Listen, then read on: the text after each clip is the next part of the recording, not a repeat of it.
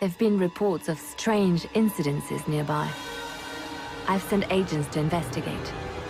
You know, it's easy to say at first, oh, well, it's kind of like Mass Effect 3's multiplayer. You know, you've got 4 people of different classes and you're fighting enemies together. But actually, it's quite different. It's not horde mode per se. It's dungeon crawling, right? Yeah, so dungeon crawling, loot collecting, that type of stuff. But it's all different. You know, you've got 12 different characters to choose from the 3 different classes, and then you get together, you move through, and you fight monsters, and you get loot. But it's all stuff that relates only to your multiplayer character and in no way affects, you know, your single player experience. Like that loot is just for your multiplayer campaigns, right? Yeah. That's not like, you can't take that into the main game and show it off in your sweet Inquisition quest and say like, hey fellow Inquisitors, check out this new Spaldrons I got, looking pretty good. Yeah. The fact that BioWare is kind of going out of its way to explicitly state that there is no connection between the Dragon Age Inquisition single player and multiplayer, does that feel to you like kind of a direct response to Mass Effect 3's multiplayer? Because which was great,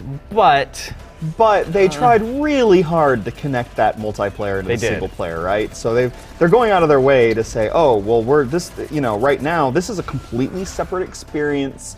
You know, these things have nothing to do with each other. The co-op is all the co-op, and the story is all the story, and never the twain shall meet. As much as it's about loot, right? You know, you go into these kind of experiences expecting, you know, I want to get more and more powerful.